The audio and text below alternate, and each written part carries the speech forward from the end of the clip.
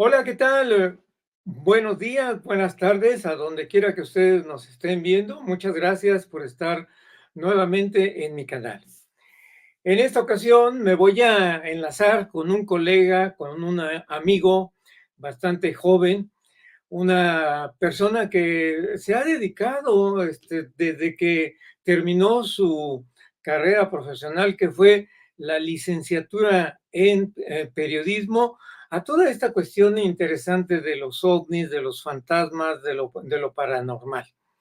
Y me da gusto presentarles a ustedes a mi amigo José Antonio Amezcua Castillo. Él, bueno, estudió la licenciatura en periodismo y egresó de la escuela Carlos Septién García. Y algo muy interesante, él se tituló con la tesis acerca del fenómeno OVNI y los medios de comunicación.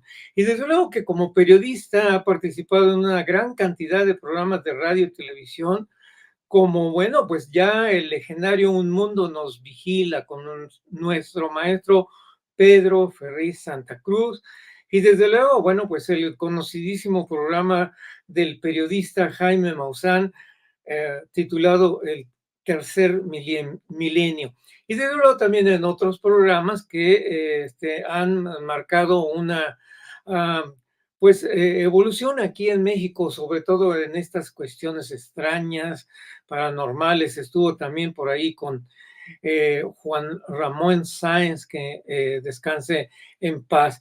Bueno, les doy la bienvenida. Bueno, y también mencionar que él ha escrito una gran cantidad de artículos al respecto y es autor de 35 libros de estos temas. Ha estado en distintas ferias de libro y actualmente comparte sus historias de su autoría y leyendas de terror en su canal de YouTube.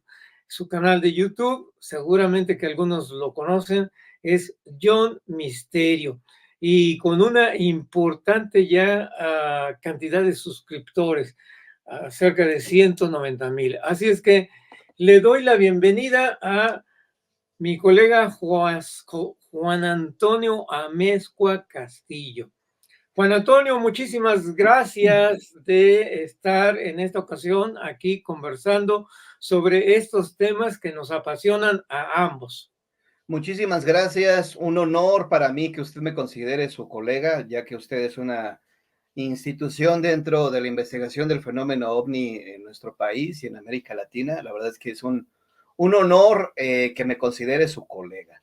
Entonces, muchísimas gracias por la invitación. La verdad es que son temas que nos apasionan, como usted lo indica, de esos grandes enigmas que realmente no sabemos de qué se tratan realmente, ¿no? Yo, por ejemplo, he tenido la dicha, la fortuna de al menos en 2 ocasiones a plena luz del día ya ver platillos voladores a plena luz del día, y no me cabe la menor duda, no eran ni aviones, no eran helicópteros, no eran drones porque todavía no existían, y pues yo lo que vi eran platillos voladores. No sé si venían de Venus, de Marte, de qué planetas, y de las Pléyades o no sé de qué universo, de qué galaxia, pero sí estoy plenamente convencido que el fenómeno ovni es auténtico, es real. Muchísimas personas hemos tenido esa dicha, esa fortuna de ya haberlos visto, y yo creo que si no los hubiera visto tendría ya mis dudas de si realmente existían o no estos famosísimos platillos voladores, pero ya cuando los ves te cambia obviamente toda la perspectiva, ¿no? Y entonces ya lo analizas de una manera más objetiva y más terrenal, más con los pies en la tierra, porque desafortunadamente dentro de la investigación del fenómeno ovni en nuestro país, por desgracia, la mayoría de los que andan investigando, difundiendo, hablando, no tienen ni la más remota idea de lo que es la comunicación, lo que es el periodismo, lo que es tener la objetividad de informar un hecho, ¿no? Muchos son meros aficionados, fanáticos, que acomodan la información, pues como mejor les convenga, ¿no? Muchos de estos pseudo investigadores, no diré nombres, pero yo sí los considero pseudoinvestigadores no tienen ética. Yo, por ejemplo, para titularme como periodista, tuve que presentar esta tesis, que la tengo aquí en mis manos.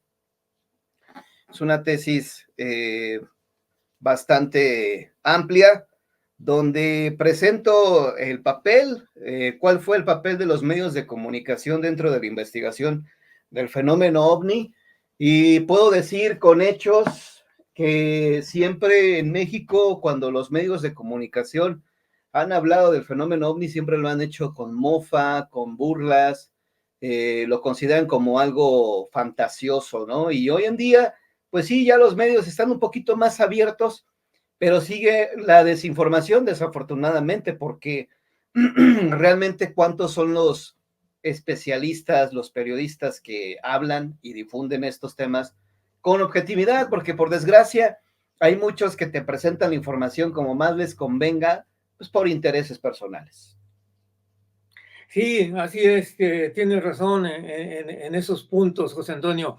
Bueno, quiero yo referirme a un artículo que escribiste y que llegó a mis manos hace algún tiempo.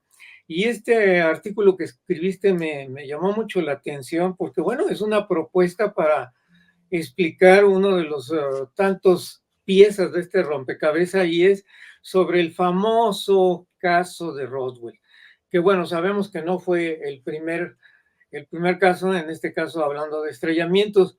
Y yo quisiera que nos comentaras, para las personas que nos están viendo, y los seguidores de mi canal, esta interesante propuesta.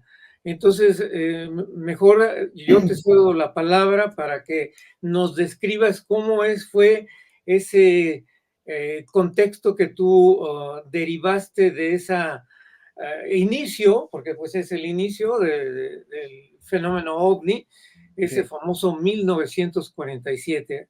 Entonces, José Antonio, adelante, por favor. Bueno, en 1947 fue un año muy interesante en cuestión de avistamientos en nuestro país, en Estados Unidos.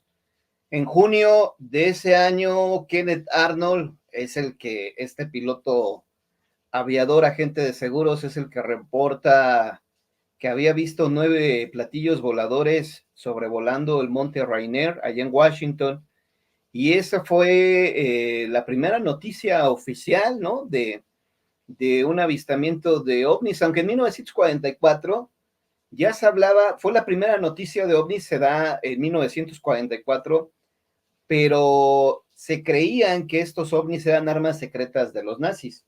De hecho, fue el New York Times, si no me recuerdo, quien da esta noticia, pero no se manejaba en ese momento la posibilidad, la teoría de que fueran naves de otros mundos. En ese momento, pues la prensa norteamericana decía, son naves secretas de los nazis.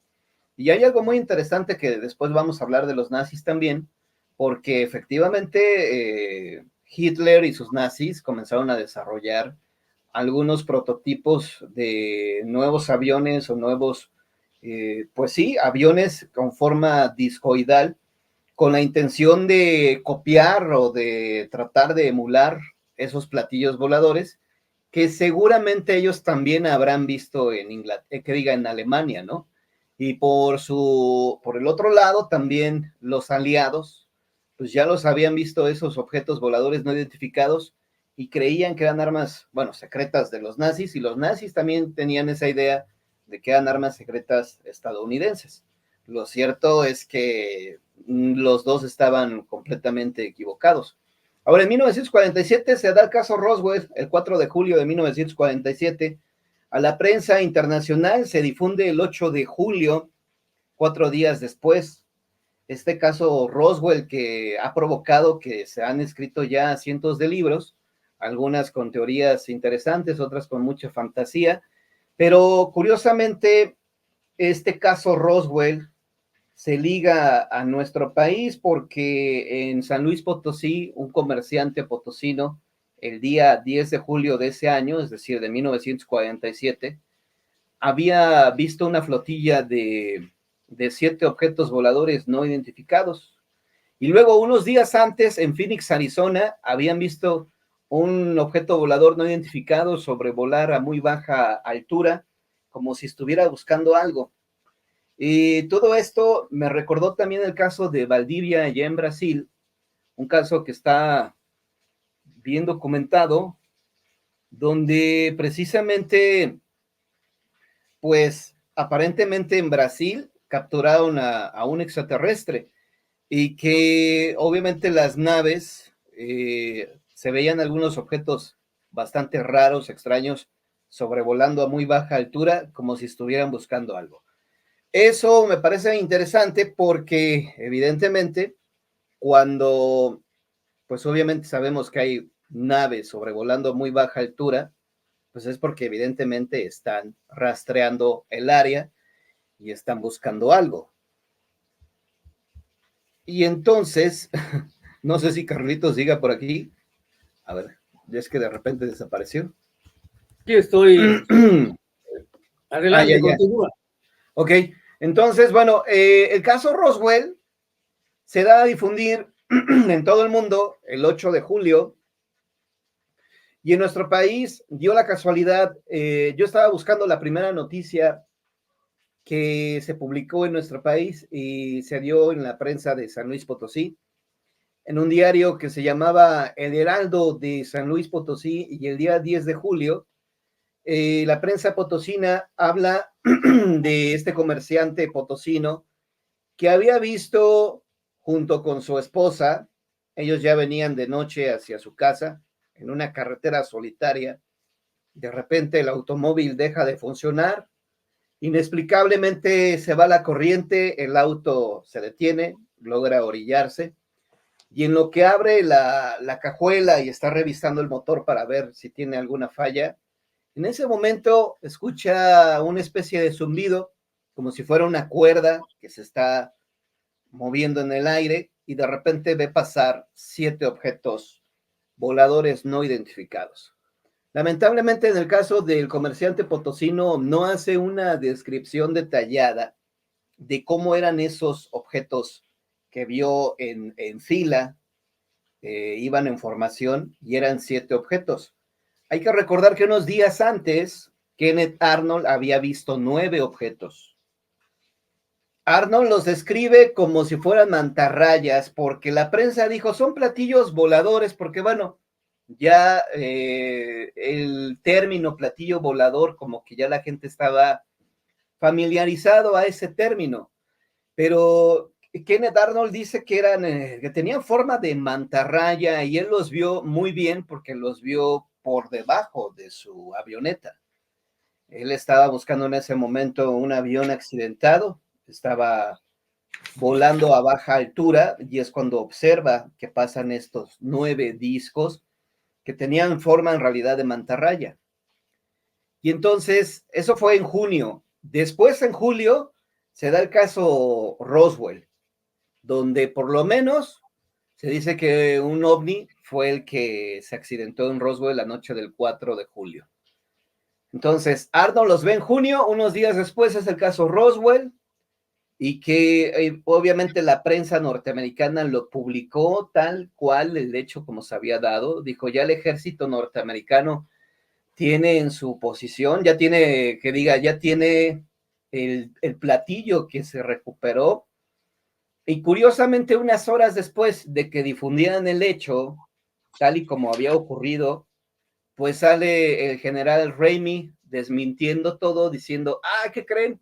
Me equivoqué, no era un platillo volador, era un globo sonda, lo cual era absurdo para un general como Ramey, que no supiera diferenciar un globo sonda, que evidentemente ellos teniendo esa preparación militar, evidentemente sabían lo que era un globo sonda a lo que no era un globo sonda, ¿no? Lo que era una nave. Entonces, obviamente ahí Raimi tuvo que retractarse, tuvo que decir, ay, perdón, me equivoqué, no era un objeto no identificado de otro planeta, era un simple y común y corriente globo sonda. Entonces ahí es donde también podemos observar el inicio de la censura y de la manipulación de la información que maneja el gobierno de los Estados Unidos de Norteamérica. Y de cierta manera tiene bastante lógica porque pues no vas a ventilar y no vas a decir a todo el mundo que tienes tecnología extraterrestre.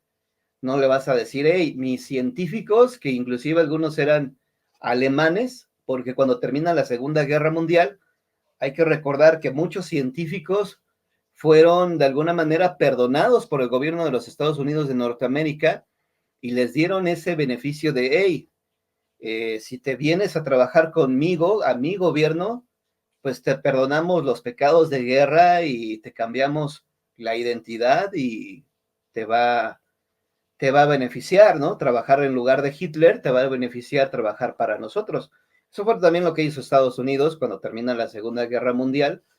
Va jalando a todos los científicos nazis, que de hecho los científicos nazis pretendían desarrollar un arma secreta en forma de disco. O sea, ellos sí estaban preparando unos platillos voladores, porque inclusive conocemos fotografías, se han filtrado fotografías de esos platillos voladores que tienen ahí la insignia nazi, ¿no? Entonces, hay documentos donde se informa que esos platillos inclusive llegaron a levitar, llegaron a reproducir brevemente la tecnología alienígena, pero que se desplomaban los ovnis, los prototipos de platillos que estaban desarrollando en la Segunda Guerra Mundial. Y Entonces, uno en forma obviamente, de campana. exactamente, ya cuando los nazis obviamente están trabajando, esos científicos nazis que llegan a Norteamérica con la promesa de que no te vamos a hacer nada, pero nos ayudas a trabajar o nos ayudas a desarrollar tecnología, pues obviamente ellos seguramente aprendieron a desarrollar la tecnología. Yo estoy plenamente convencido y seguro que en Estados Unidos ya han logrado, bueno, replicar, desarrollar la tecnología que tienen las naves extraterrestres, pero que obviamente no lo han difundido, ¿no? No lo han dicho. Yo creo que hay muchos secretos que obviamente, pues precisamente por eso lo son, que no lo han dicho y nunca lo harán público, porque obviamente eso los metería en muchísimos problemas, ¿no? Pero regresando a esta situación de Kenneth Darnold y el comerciante potosino, se me hizo mucha casualidad, ¿no? Y aparte, San Luis Potosí no está tan lejos de Roswell. Hay que tomar en cuenta que Roswell, Phoenix, California, eran de México. O sea, realmente, pues no estábamos tan alejados. No, San Luis no está tan alejado de Roswell. En avión, pues que será en cuestión de tal vez 5 horas, 4 horas, pero para una nave extraterrestre, una nave que tiene un sistema más avanzado, pues obviamente es cuestión de unos cuantos minutos, yo creo, el traslado, ¿no? Entonces, yo llegué a la conclusión que esos ovnis que vio Kenneth Arnold sobrevolando el monte Rainier, que eran 9 ovnis en forma de mantarraya, como de tacón, casi estoy convencido que uno por lo menos fue el que se accidentó en Roswell, Nuevo México, porque el ovni que cayó en Roswell, Nuevo México, curiosamente también, en algunos informes que he leído, decían que tenía forma como de mantarraya. Ahora Sí. bien, en Phoenix, Arizona, días después del caso Roswell, vieron sobrevolar a muy baja altura una nave extraña. Inclusive esa fotografía aparece en el libro de JJ Benítez que se llama Los Visitantes. Y efectivamente ese objeto volador tiene forma como de mantarraya, como de tacón. No es el clásico platillo volante. Entonces yo he llegado a la conclusión de, ok, mi panorama, lo que yo pienso que ocurrió fue esos 9 objetos que llegaron por Washington tuvieron que dirigirse hacia Estados Unidos, bueno, hacia México, porque inclusive también, curiosamente, por la fecha del 10 de julio, aparece en la prensa de Puerto Rico que también ya los estaban viendo objetos voladores no identificados en la isla de Puerto Rico.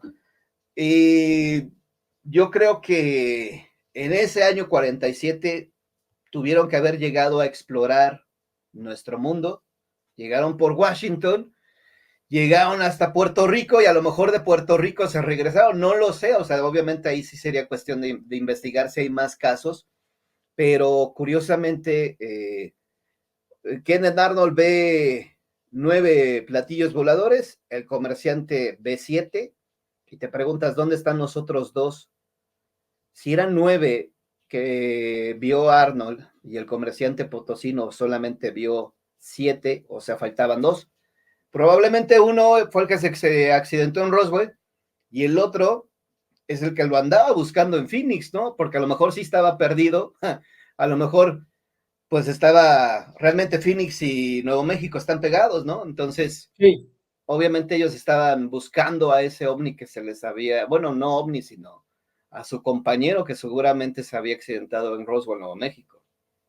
Sí, así es. Bueno, hay que recordar que ahí en Nuevo México se había desarrollado la bomba atómica, existían muchas instalaciones que habían contribuido a ese desarrollo.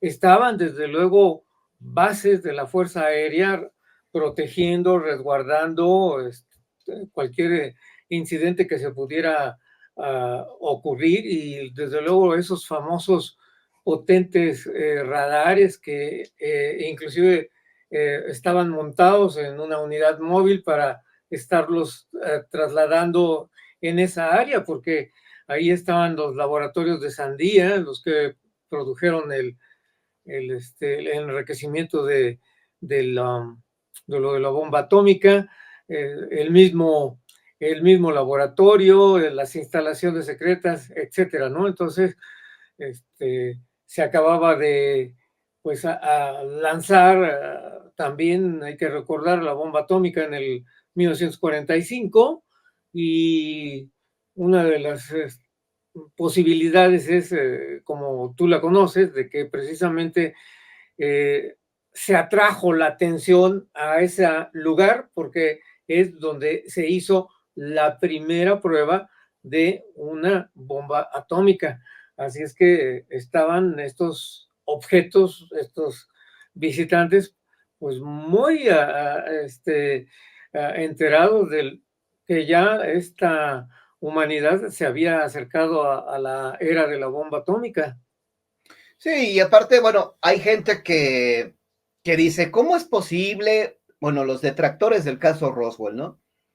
Dicen, pero ¿cómo una nave extraterrestre que tiene gran tecnología pudo haberse accidentado? O sea, ¿pero por qué? O sea, se les hace muy difícil de imaginar o de creer que una nave extraterrestre que efectivamente representa una alta tecnología, porque estamos hablando de un artefacto, de una máquina que puede sumergirse en las profundidades del mar, revisar en las profundidades como si fuera un submarino, emerger del agua, salir del agua, estacionarse en las nubes y después desaparecer. Obviamente sí estamos hablando de mucha tecnología.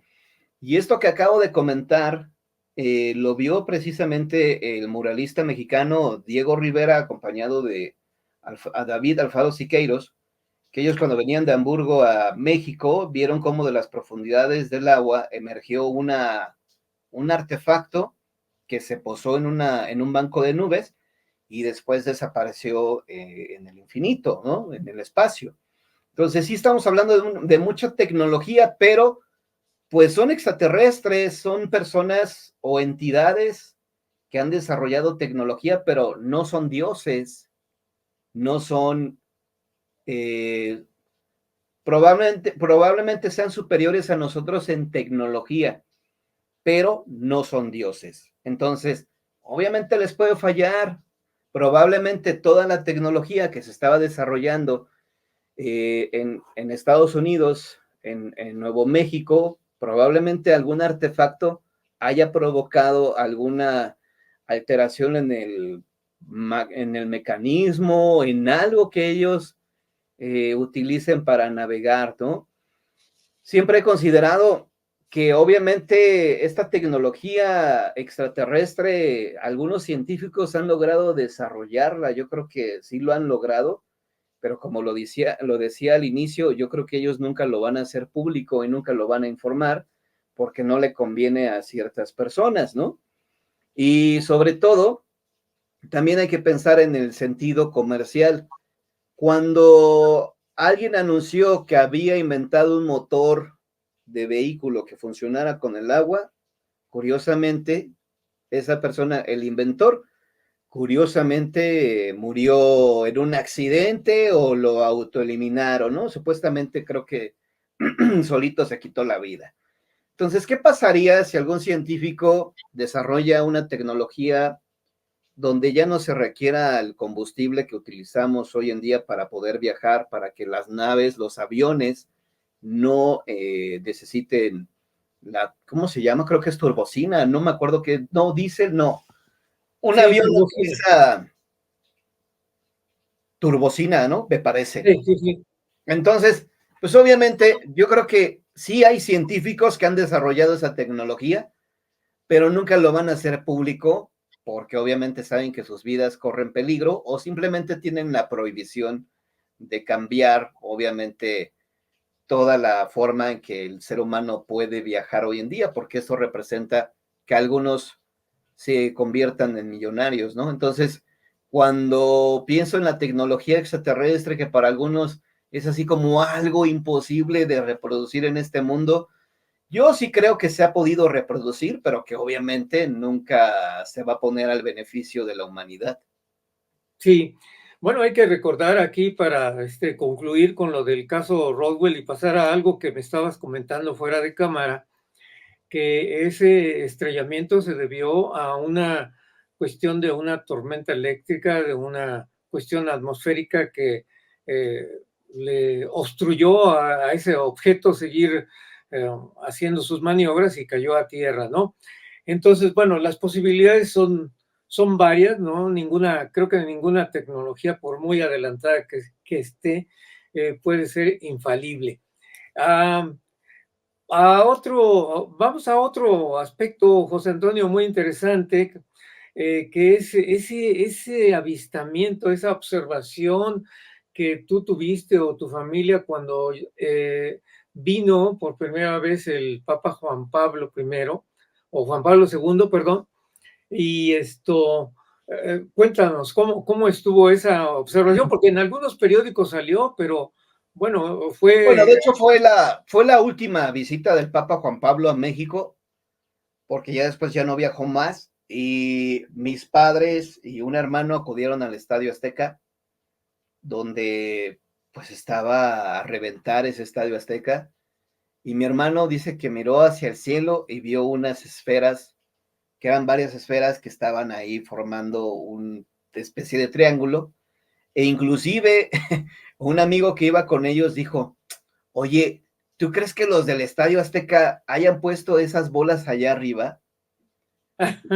Ellos, o sea, el amigo de mi hermano creía que era como un espectáculo que el Estadio Azteca había hecho para el Papa Juan Pablo II, pero pues no era ningún espectáculo, ¿no? Digo, no era algo, eran esferas que ellos los vieron exactamente arriba del Estadio Azteca, formando un triángulo que representa la Trinidad. La verdad es que, pues para los que somos católicos, sabemos que la Trinidad o el triángulo representa la Trinidad, Padre, Hijo y el Espíritu Santo, pero ahí sobre religión y extraterrestres, yo creo que es bien difícil tratar de reflexionar sobre esto, si es que hay alguna conexión o no, y es de volverse locos porque yo creo que la pregunta, si tuviéramos un encuentro con seres extraterrestres, definitivamente no tendríamos que preguntarles sobre Dios, porque si tú le preguntas, oye, mi Dios aquí en la tierra es Jesucristo y la religión católica y todo esto. ¿Y ustedes qué Dios tienen? ¿O es el mismo Dios? Y si ellos nos dijeran, ah, sí, ustedes adoran a un Dios que nosotros no conocemos o que no es, eso provocaría una situación realmente terrible en la humanidad, ¿no? Sí, así es, Hay así es. cosas que definitivamente no tenemos que preguntar y tampoco esperar de los seres extraterrestres. Yo he escuchado a Jaime Maussan, que es mi padrino en los medios de comunicación, que dice que si se demostrara que los extraterrestres son reales, que sería un cambio importantísimo en la humanidad y todo lo demás. Yo en lo personal pienso que no pasaría absolutamente nada si supiéramos que existen los extraterrestres. Ahora bien, no creo que eso cambie absolutamente nada en nuestro mundo, y menos en nuestro país. El que anda secuestrando, el que anda traficando, el que anda haciendo todos sus desmanes, no creo que deje de hacerlos cuando se entere que no somos los únicos seres inteligentes, entre comillas, en todo el universo. No creo que una persona cambie radicalmente su comportamiento al saber que no somos los únicos seres en todo el universo. Yo creo que de antemano sabemos, ¿no? Yo creo que sería muy absurdo y sería muy retrógrada aquella persona que piense que somos los únicos seres inteligentes en todo el universo. Pues yo creo que esa persona realmente nunca ha tenido una preparación académica. El universo se sigue expandiendo, sigue creciendo, es uno de los grandes enigmas que realmente nunca vamos a lograr comprender. Y nosotros que estudiamos a los extraterrestres, el día de mañana vamos a ser precisamente esos seres que visiten otros mundos. Yo siempre he comentado, de hecho tengo un libro que se llama Marcianitos Verdes, donde platico o narro un cuento de una persona que es llevada de la Tierra a otros mundos que apenas van surgiendo, y esta persona va precisamente a esos mundos a guiarlos, porque seguramente nosotros, digo, estamos presumiendo que ya salimos al espacio exterior y que podemos mandar sondas o que podemos o que hemos ido a la luna, pero probablemente en este preciso instante, en alguna galaxia muy lejana, como diría George Lucas con Star Wars, probablemente algún planeta está surgiendo o apenas están conociendo lo que es el fuego, probablemente apenas están en la edad media. Nosotros ya estamos más evolucionados y probablemente algún día nosotros demos con ese universo, con ese mundo, y nosotros vamos a representar la tecnología que para ellos pues obviamente sería muy avanzada, ¿no? Yo por eso siempre he dicho que los extraterrestres, más que seres angelicales, divinos, guías, maestros y un largo etcétera, para mí son simplemente unos científicos que dieron con nosotros, que nos están analizando, que saben que el ser humano es un peligro para el universo, porque en una de esas detonamos una bomba y destruimos el planeta y vamos a provocar que ya no haya equilibrio en el sistema y vamos a provocar un caos. Entonces yo creo que ellos nos andan vigilando para que no hagamos una tontería que ponga en riesgo también su estabilidad y la vida de ellos, ¿no? Sí, sí, así es, Juan Antonio. Juan Antonio, yo te agradezco muchísimo tu tiempo y el habernos explicado ese artículo que llamó en mí mucho la atención. Y para las personas que quisieran seguirte, nuevamente, por favor, menciónanos tus redes para que estas personas se comuniquen contigo. ¿Dónde te Básicamente, encuentran? Básicamente estoy en YouTube como John Misterio, así como aparece el link de mi nombre aquí abajito, John Misterio. Me Bien. la paso más hablando de fantasmas, de leyendas de terror, ya los extraterrestres ya no hablo mucho porque la verdad es que sí me he decepcionado mucho del panorama ufológico a nivel mundial, a nivel nacional principalmente, porque están enfocándose en que el caso más importante, ¿no? En este año, que fueron las momias del Perú, que también, bueno, yo he pensado que esas momias del Perú podrían tratarse de algunos seres algunos duendes, probablemente, ¿no? Yo que siempre he pensado que también existen duendes. Eh, Hay algunos casos muy interesantes que han pasado ya al olvido. Desafortunadamente ahora la escena nacional de la ufología se han enfocado en los llamados contactados, que también para mí realmente no creo en ese tipo de personajes que dicen que tienen contacto con seres extraterrestres y que les enviaron una guía espiritual de cómo vivir el ser humano en el siglo XXI y un largo etcétera. La verdad es que hay cosas que no encajan, que no tienen coherencia y lógica, porque esas personas que dicen ser contactados extraterrestres, ¿por qué carajo no fueron advertidos de la pandemia del COVID-19? ¿Por qué si manejan información que viene del futuro prácticamente, información compartida por los hermanos de luz y los hermanos extraterrestres? ¿Por qué no nos advirtieron de la pandemia? Pues porque obviamente nadie sabía, o sea, yo sí estoy convencido que no existen los contactados extraterrestres, pero bueno, habrá gente que diga, no, yo sí soy contactado extraterrestre. Bueno, ahí es cuestión de analizar algunos casos que la verdad yo creo que no tienen así como mucho sustento, ¿no? Sí, así es, Juan Antonio. Juan Antonio, muchísimas gracias. Despido esta transmisión y desde luego que te emplazo para que nuevamente en unas semanas nos volvamos a conectar y ya nos hables sobre esa línea que estás siguiendo, que es la cuestión de los fantasmas. Así es que, por mi parte, muchísimas gracias, Juan Antonio, y hasta pronto. Gracias, un placer y cada vez que me invites a tu programa, con mucho gusto andaré por acá.